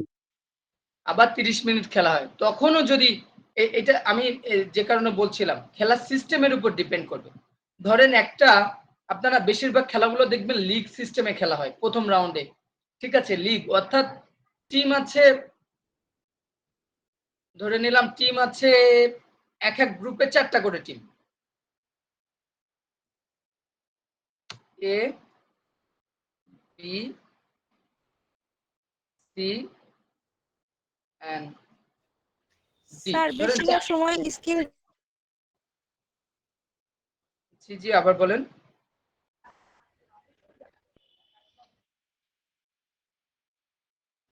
স্যার 15 মিনিটেও যদি গোল না হয় তাহলে কতক্ষণ সময় দিতে হবে? আমরা আসছি। দেখেন, ধরে নিলাম এটা একটা গ্রুপ, ঠিক আছে, এই গ্রুপে 4টা দল আছে, 4টা দল, ধরেন বাংলাদেশ, ইন্ডিয়া, পাকিস্তান, শ্রীলঙ্কা, 4টা দল আসে। তো নর্মালি গ্রুপ পর্বের খেলাগুলো লিগ সিস্টেম হয়, সবাই সবার সাথে খেলে। বাংলাদেশ ইন্ডিয়ার সাথেও খেলবে, পাকিস্তানের সাথেও খেলবে, আবার হচ্ছে শ্রীলঙ্কার সাথেও খেলবে। সেম ওয়েতে সবাই সবার সাথে খেলবে। এটাকে বলা হয় লিগ সিস্টেম। এই যে পদ্ধতি, এই পদ্ধতিটাকে বলা হয় লিগ পদ্ধতি। এই লিগ পদ্ধতিতে খেলা হলে রাউন্ডের যে খেলাগুলো হয় তখন ড্র হলে পয়েন্ট ভাগাভাগি হয়ে যায়। আপনি যদি জয়ী হন তাহলে আপনি পাবেন 3 পয়েন্ট। জয়ী হইলে পয়েন্ট পাবেন কত? 3। ম্যাচ যদি ড্র হয়, ড্র হলে পয়েন্ট পাবেন 1। দুই দল এক এক করে পয়েন্ট পাবে। আর যদি ম্যাচ হেরে যান তাহলে তো 0। বুঝতে পেরেছেন? জয়ী হলে তাহলে মাঝখানে ওই এক কোথায় যায় স্যার? জি ওই 3 পয়েন্টের মধ্যে যদি ড্র হয় তখন এক এক ভাগাভাগি হয়, আর এক যে থাকে তাহলে দেয়ার হবে না অর্ধেক করলে? না অ্যাকচুয়ালি অর্ধেক অর্ধেক হয় না। পয়েন্ট ভাগাভাগির ক্ষেত্রে 1 পয়েন্ট করে যোগ করে, ফুটবলের নিয়ম এটা। বুঝতে পেরেছেন? জি। অ্যাকচুয়ালি 3 করে ভাগ করে না, যেহেতু ম্যাচের রেজাল্ট হয়নি, ম্যাচ সমতার কারণে দুই দলকে 1 পয়েন্ট করে দেওয়া হয়। আর ম্যাচ হেরে গেলে 0, সে কোনো পয়েন্ট পাবে না। বুঝতে পেরেছি? এখন এটা হচ্ছে লিগ সিস্টেমের খেলা।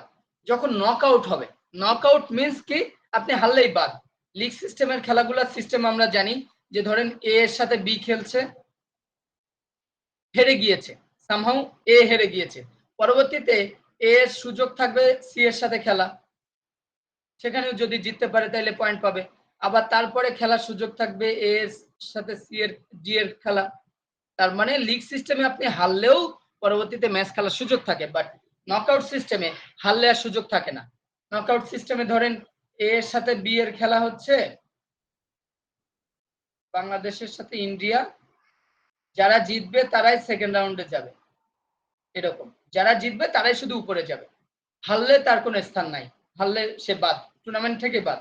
তখন এখানে ধরে নিলাম বাংলাদেশই জিতেছে, বাংলাদেশ জিতেছে, তাহলে বাংলাদেশ পরের রাউন্ড খেলবে। এই ক্ষেত্রে বাংলাদেশ কত পয়েন্ট পাচ্ছে? 3 পয়েন্ট। বাট এখানে পয়েন্টটা অ্যাকচুয়ালি নকআউটে পয়েন্টটা কাউন্ট করা হয় না। কেন কাউন্ট করা হয় না? কারণ এখানে তো আপনি জিতেই যেতে হবে, আপনাকে হারলে তো আপনার যাওয়ার সুযোগই নাই। তো যে কারণে নকআউট ম্যাচে যদি ড্র হয়, 45 90 মিনিট খেলা যখন ড্র হবে, তখন অতিরিক্ত 15 মিনিট করে, অতিরিক্ত কত মিনিট? 15 মিনিট করে 30 মিনিট খেলা হবে। এই 30 মিনিটে যদি ম্যাচের রেজাল্ট হয়ে যায় তাহলে তো ভালোই, যে দল জয়ী হবে জয়ী হয়ে গেল। বাট যদি তখনও রেজাল্ট না হয়, তখনও ধরেন 30 মিনিট খেলা হলো, ড্র হয়ে গেছে, ড্র হলে তখন সরাসরি টাই ব্রেকার। টাই ব্রেকারের নিয়ম কি? টাই ব্রেকারের নিয়ম হচ্ছে প্রতি দল থেকে 5 জন করে খেলোয়াড় টাই ব্রেকারে শুট করবে। প্রত্যেক দল থেকে কয়জন করে খেলোয়াড় শুট করবে? 5 জন করে। 5 জন করে। শুনতে পাচ্ছেন সবাই? ধরেন টিম এ, জি স্যার। আর টিম এ তে ধরেন আফগানিস্তান, টিম বি তে ধরেন বাংলাদেশ। এটা VS, that means versus 1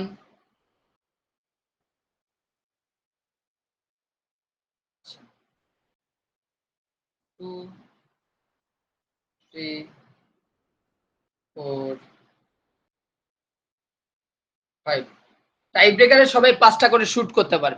tie breaker কোথা থেকে নেওয়া হয়? ওই যে ফুটবল মাঠে দেখেছিলাম না, স্যার এটা পেনাল্টি কি গোলকিপার আলাদা থাকবে নাকি না শুধু 5 জনের মধ্যেই গোলকিপার থাকবে? গোলকিপার চাইলে মারতে পারবে, না চাইলেও মানে না মারলেও কোনো সমস্যা নেই। না ওই 5 জন গোলকিপার সহ 5 জন।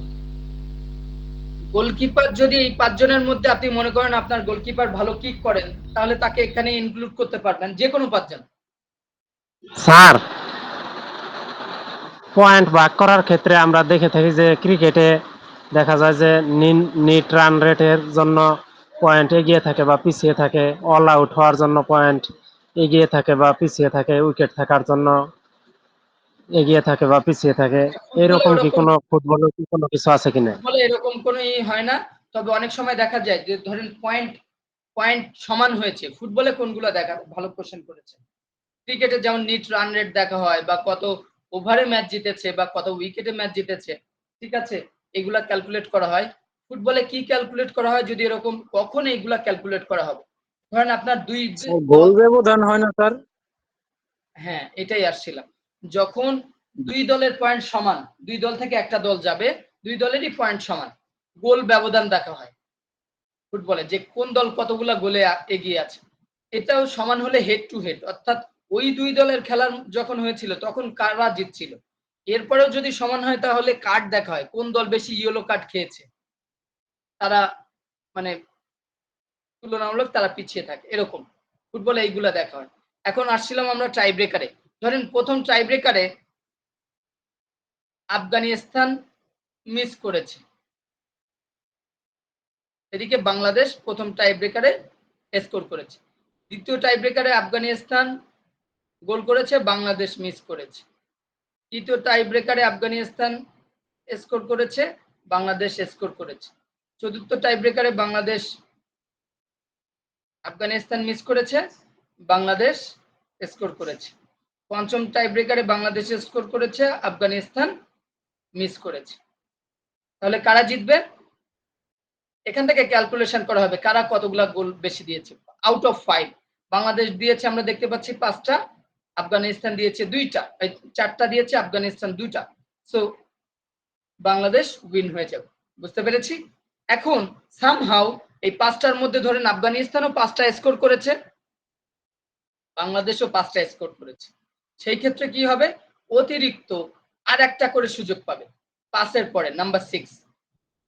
তখন এই সিচুয়েশনটাকে বলা হয় সাডেন ডেথ।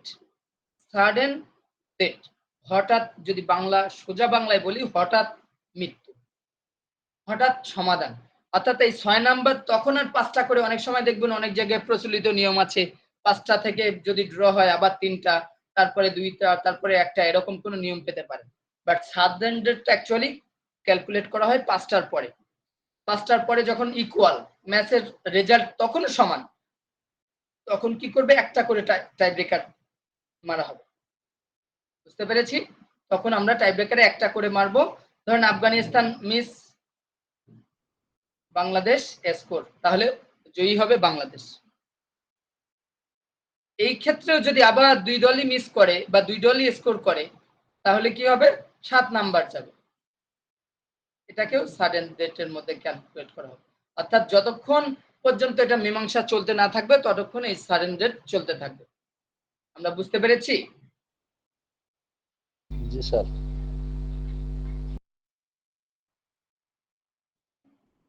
ওকে, আমরা দেখেন রুলস এখানে 2 লাইন 3 লাইনের রুলস লেখা, বাট আমরা আলোচনা করছি অনেক ব্রিফ, যে কারণে আমাদের সময় লেগে যাচ্ছে, অনেক সময় লেগে যাচ্ছে। তো আমরা ম্যাচের ফলাফলটা কি করেছি, অফসাইডটা খেয়াল করি। যদি বল ছোড়া বা কিক করার সময় একজন খেলোয়াড় বল ব্যতীত বিপক্ষ দলের অর্ধেক মাঠে সর্বশেষ প্রতিপক্ষের থেকে এগিয়ে অবস্থান করে, তাহলে খেলোয়াড়কে অফসাইড অবস্থান করা হয়। অর্থাৎ বল খেলার মধ্যে চলছে, এটা একটা ফিল্ড, ধরেন এই গোলগুলা আপনার টিমের প্লেয়ার, আর স্কোয়ার হচ্ছে অপোনেন্ট টিমের প্লেয়ার। তো যদি এরকম হয় যে এটা ধরে নিলাম গোলকিপার,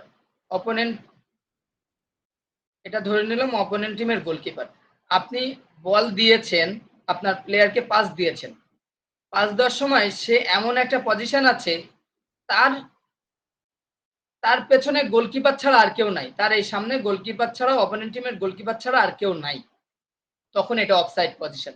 বাট গোলকিপার ছাড়াও তার পেছনে যদি অপোনেন্ট টিমের কোনো ডিফেন্ডার থাকতো বা কোনো প্লেয়ার থাকতো, তাহলে এটা আর অফসাইড হতো না। বুঝতে পেরেছেন? অ্যাট লিস্ট স্যার এখানে যদি আপনার ওই গোলকিপার বাদে এমনি অন্য লোক থাকলে তাহলে হবে না। আর যদি গোলকিপার এখন মানে গোলকিপার বাদে অন্য প্লেয়ার যেগুলো আছে ওগুলা হাফ ইয়ের অপোজিটে আছে, মানে এ সাইডে নাই, এ সাইডে শুধু অপোজিটের প্লেয়ার আছে, বল নিয়ে যাচ্ছে, তখন কি অফসাইড ধরবে নাকি? আবার বলেন একটু। যেমন এক সাইডের প্লেয়ার বল নিয়ে যাচ্ছে, এখন অপর সাইডের প্লেয়ার মানে হাফের অপোজিটে আছে, মানে এদিকে আর নাই কেউ, শুধু গোলকিপার আছে, তখন এই অপোজিটের যে বল নিয়ে যাচ্ছে সে কি অফসাইড তখন হবে নাকি না ওই প্লান্টি বক্সের ওখানে গেলে তখন অফসাইড হবে? না, পেনাল্টি বক্সের ওখানটা মেজারমেন্ট না, মেজারমেন্ট হচ্ছে আপনি যখন পাস দিচ্ছেন সেই পজিশনে, তখন ওই যে প্লেয়ারটাকে পাস দিচ্ছেন তার পজিশনটা কোথায়, তার পেছনে যদি এই যে ডিফেন্ডার থাকে তাহলে নো অফসাইড, তার পেছনে যদি কোনো ডিফেন্ডার না থাকে তাহলে অফসাইড। বুঝতে পেরেছেন?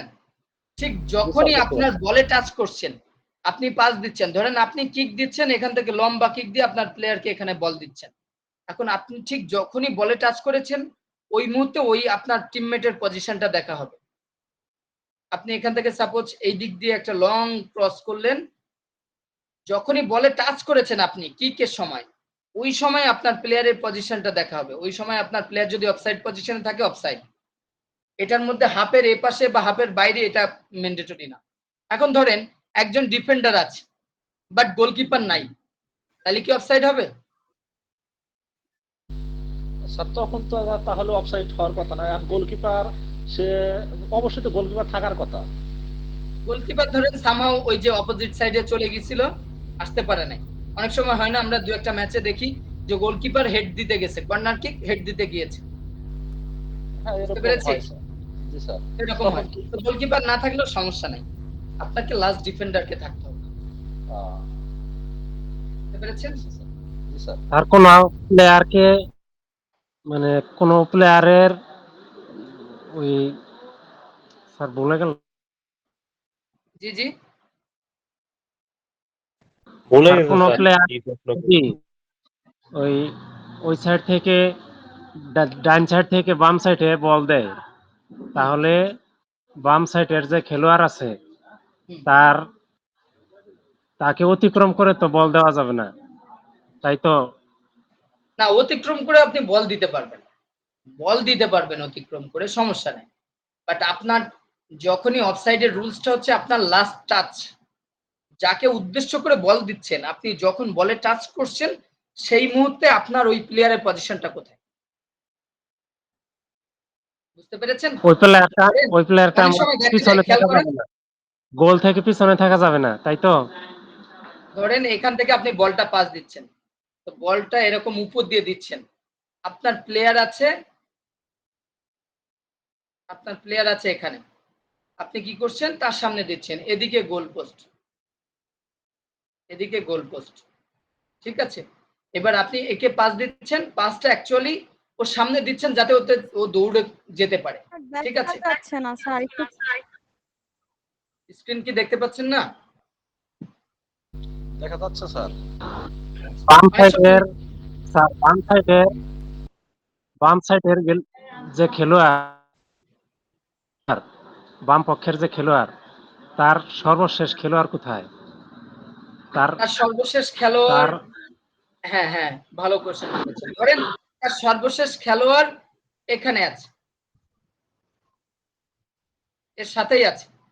এখন দেখেন এই যে রাউন্ড সার্কেল, যেটা রাউন্ড শেপ, যেটা এটা ধরেন আপনার প্লেয়ার, ওই প্লেয়ার কিন্তু এর চেয়ে পেছনেই আছে, বা ওর সমানে থাকলেও কোনো সমস্যা নাই, বাট বিন্দু মাত্র যদি এই পাশে থাকে ওই বল পাস দেওয়ার সময়, তখন সে অফসাইড হিসেবে কাউন্ট করবে। এটা হচ্ছে সর্বশেষ প্লেয়ার। এবার ধরেন এখানেই সর্বশেষ প্লেয়ার আছে, আপনার প্লেয়ার এখানে আছে, বাট আপনার এই পাসটা তো উপর দিয়ে যেতে একটা সময় লাগে, তাই না? যখনই আপনি বলে টাচ করেছেন, এই টাচ করার সাথে সাথে আপনার প্লেয়ার দৌড়ে এদিকে চলে আসছে, অপোনেন্ট টিমের সর্বশেষ প্লেয়ার ঠিকই এখানে দাঁড়িয়ে আছে, কিন্তু টাচ করার পরে আপনি দৌড়ে এখানে আসছেন, সমস্যা নাই, এটা অফসাইড হবে না। এখান থেকে এসে বল ধরেছেন, অফসাইড হবে না। বুঝতে পেরেছেন?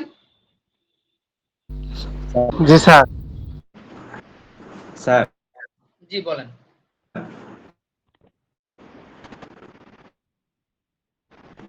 হ্যালো, শুনতে পাচ্ছি, বলেন। হ্যালো স্যার জি শুনতে পাচ্ছি, বলেন। হ্যালো। হুম। আমার মনে হয় স্যার এটা যদি মানে যারা বুঝতে পারতেছে না, আমার মনে হয় স্যার একটা ভিডিও আপনার অথবা কথা আপনার কথা ক্লিয়ার ফটো, শোনা যাচ্ছে। একটা ফটো অথবা একটা ভিডিওর মাধ্যমে দেখাইলে আমার মনে হয় যারা বুঝতে পারতেছে না তারা জি আরো জি সুন্দর করে মনে হয় কথাটা বুঝতে পারবে। ভালো যদি আপনি বলেছেন। যে কথাটা বোঝাচ্ছেন এটা হচ্ছে যারা খেলা দেখে তারা ইজিলি বুঝতে পারে, কিন্তু হচ্ছে যে বুঝতে পারতেছে না। আমার মনে হয় যে স্যার একটা ভিডিও অথবা একটা ফটোর মাধ্যমে দেখাইলে আরো সহজে বোঝা যাবে। জি, ভালো বলেছেন। আমি ভাবছিলাম যে এরকমটা যদি আমরা করি, সেই ক্ষেত্রে আমাদের সময় অলরেডি অনেক সময় হয়ে গিয়েছে। তো আমরা যদি এরকম সময়ই করি, আমাদের আরো অনেক সময় চলে যাবে। তারপরেও যেহেতু আসছে, আমরা আজকের লাস্ট টপিক এটাই, আমরা এটাই হচ্ছে করব। আমরা ভিডিওটা দেখে শেষ করব।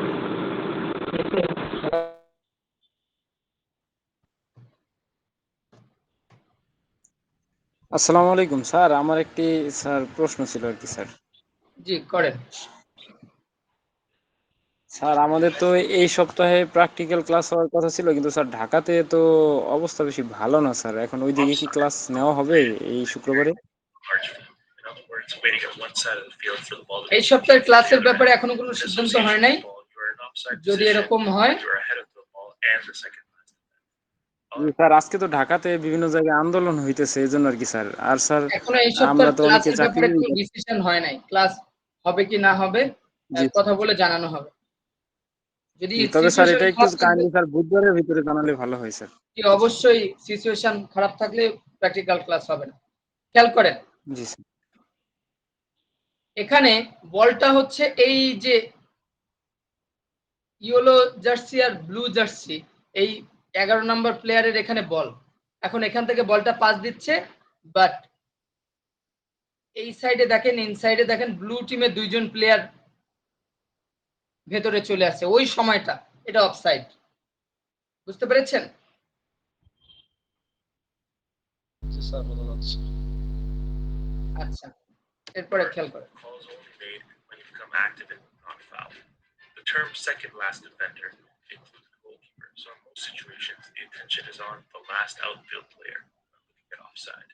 দেখেন,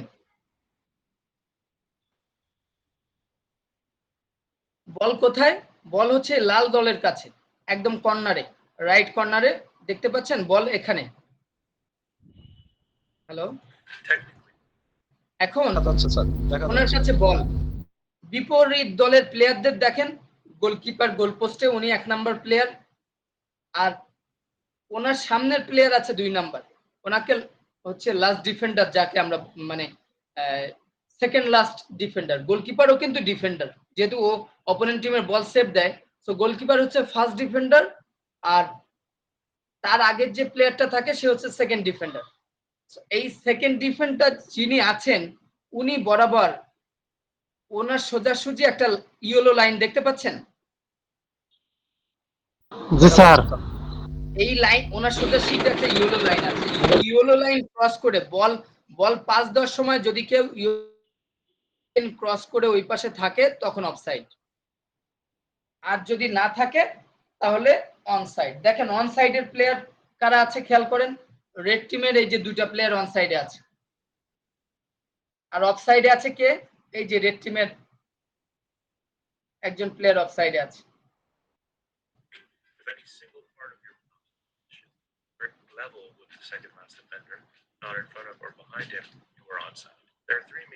এখানে খেয়াল করেন, একটা হচ্ছে ওয়ান সাইড পজিশন আর একটা অফ সাইড পজিশন।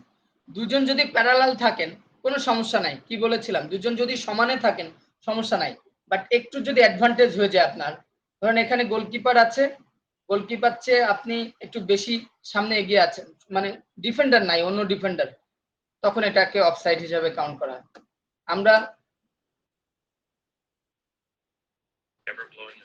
দেখেন, খেয়াল করেন, এই যে বলের, আমি কি বলেছিলাম, বলের টাচ, লাস্ট টাচটার কথা বলেছিলাম, মনে আছে কিনা? নরমালি আমরা অনেক জায়গাতে খেয়াল করি বল পাস দেয়, পাসটাকে খেয়াল করি, বাট আমি বলেছিলাম লাস্ট টাচ। এখানে দেখেন বলটা পাস নিচ্ছে, দেখেন দেখেন এই মুহূর্তটা দেখেন।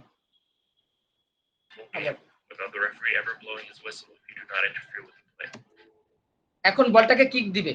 এই মুহূর্তে বার্সেলোনা টিমটা রেড টিম, এই মুহূর্তে ওই টিমের কোনো প্লেয়ার কি এই যে সবার আগে আছে? গোলকিপার ছাড়াও দেখেন এই যে এখানে একজন প্লেয়ার আছে, দেখতে পাচ্ছেন আমার কার্সারটা, ডিফেন্ডার। কিন্তু রেড জি টিমের স্যার। কোনো, জি বুঝতে পারছেন? এখন কিন্তু কোনো প্লেয়ার এখানে নাই, তার মানে কেউ এখন কোনো অফসাইড পজিশনে নাই। খেলার যদি শুরুটা দেখেন, এখন যে বল নিয়ে যাচ্ছে এই সময় দেখেন এই ডির মধ্যে যেটাকে পেনাল্টি এরিয়া, এখানে একজন প্লেয়ার আছে, দেখতে পাচ্ছেন বাম পাশে? জি স্যার, দেখা যাচ্ছে। এখন যদি এই বলটাকে তাকে পাস দেয় তাহলে কিন্তু সে অফসাইড পজিশনে, বাট দেখেন বলটা নিয়ে আসছে আর ওই প্লেয়ারটা কোথায় আসছে খেয়াল করেন, ওই প্লেয়ারটা দেখেন এই ভেতর চলে আসছে। এখন বলটা ঠিক টাচ করেছে, এই টাচের মুহূর্তে কোনো প্লেয়ার কিন্তু অফসাইড পজিশনে নাই বার্সেলোনা টিমের, রেড টিম। কারণ কি অফসাইড পজিশনে নাই কেন? পেছনে দেখেন ইয়েলো কালারের ডিফেন্ডাররা আছে, এই যে এই একজন আছে লাইনের কাছাকাছি, এর সোজাসুজিও কোনো প্লেয়ার নাই। এখন বলটা পাস দিয়েছে, বলটা পাস দেওয়ার পরে দেখেন বলটা কোথা থেকে ধরছে, তার তার নিচেও কিন্তু কোনো ডিফেন্ডার নাই, কিন্তু এখান থেকে ধরছে, সেটা কিন্তু অনসাইড। বুঝতে পেরেছেন? এখন অনেকে বলতে পারে যে এই প্লেয়ারটা অফসাইডে ছিল, আসলে না। যদি বিশ্লেষণ, ওই প্লেয়ারটা ডিরেক্ট কিন্তু গোলে কিক করেছে, বলটা তো তার ও ওই যদি প্লেয়ারের কাছে না। ও যদি গোলে কিক না করে যদি এই 4 নাম্বার প্লেয়ারকে পাস দিত তাহলে আবার অফসাইড হয়ে যেত। ভালোই। খেয়াল করেন এই যে পাস দিল, এই বল ধরেছে,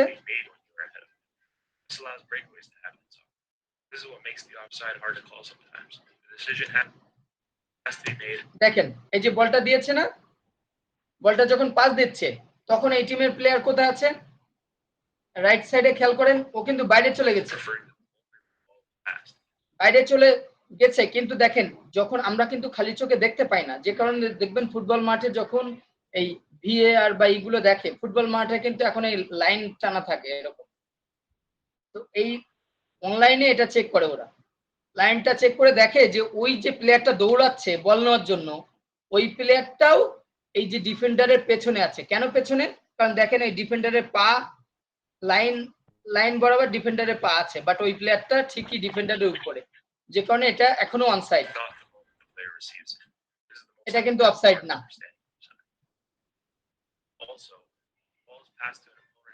দেখেন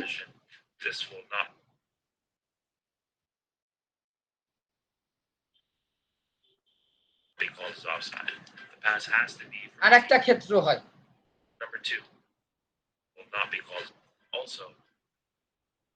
রেড টিমের প্লেয়ারদের খেয়াল করেন এটার পরের ভিডিওটা, এই যে রেড টিমটা হচ্ছে অপোনেন্ট, বুঝতে পেরেছেন? রেড টিম কি? Opponent team. অপোনেন্ট টিমের পায়ে লেগে বল চলে গেছে, হ্যাঁ, সে কিন্তু তখন ওই যে ইয়েলো কালারের প্লেয়ার অফসাইড পজিশনে ছিল, বাট এটা অফসাইড হবে না। কেন অফসাইড হবে না? কারণ তার টিমমেট তাকে পাস দেয় না, পাস দিয়েছে কে? অপোনেন্ট টিমের মাধ্যমে পাসটা আসছে।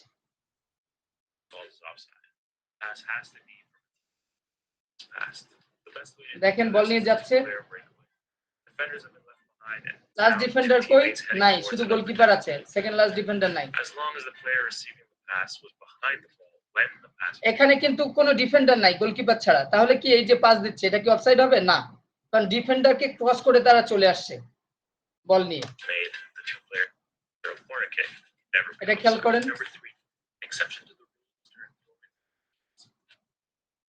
অফসাইড কখন কখন হয় না, থ্রো ইনের সময় অফসাইড হয় না, আর গোল কিকের সময় অফসাইড হয় না। এই যে এটা হচ্ছে থ্রো ইন, এই দেখেন এখানে একটা গুরুত্বপূর্ণ রুলস আছে, যখন বলটা কিক করছে, এখানে যদিও ভিডিওটা অনেক আগের ভিডিও, যেখানে একটু ঝাপসা দেখাচ্ছে, আপনারা দেখতে পাচ্ছেন?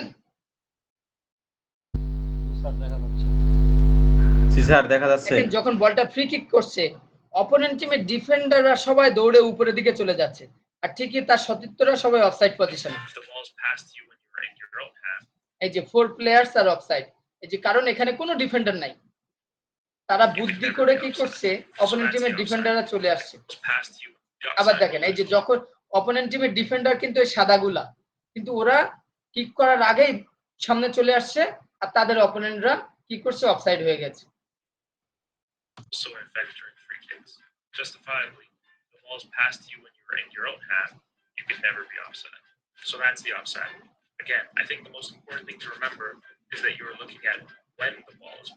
এখানে আমি কি বলেছিলাম লাস্ট টাস্কটা, look for when the ball is passed, not when it is received. অর্থাৎ যখন বলটাকে পাস দিচ্ছে ওইটা খেয়াল করতে হবে, যখন রিসিভ করছে সেটা খেয়াল করতে হবে না। কারণ আপনি বলটা পাস দিতে গেলেও বলটা অনেক সময় নিয়ে যায়, বাট বলটা যখনই টাচ করেছেন ওই মুহূর্তে প্লেয়ারের পজিশন দেখতে হবে। এটাই হচ্ছে রুলস। এখন কি সবাই বুঝতে পেরেছেন? জি স্যার, ওকে। ওকে, ঠিক আছে, থ্যাংক ইউ ভেরি মাচ। আমরা অনেক লম্বা সময় গিয়েছে, আমরা এর পরবর্তীতে বাকি যে রুলস গুলো আছে, আমাদের এর আরো একটা রুলস বুক আছে অন্য গেমের, ঠিক আছে, সেটার সাথেই বাকি 5টা রুলস আমরা পড়ে নেব। অলরেডি 10টা বেজে গিয়েছে, ঠিক আছে। তো জি আশা স্যার, করি এই পর্যন্ত সবাই বুঝতে পেরেছেন। এই পর্যন্ত কোনো কোশ্চেন আছে কারোর কাছে? জি না স্যার।